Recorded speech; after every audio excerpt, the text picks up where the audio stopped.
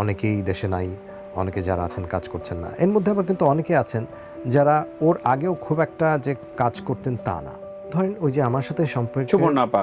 হ্যাঁ, অনেকেই দেশে নাই বা কেউ কেউ দেশে থাকলেও তারা এখন কাজ খুব একটা করছেন না।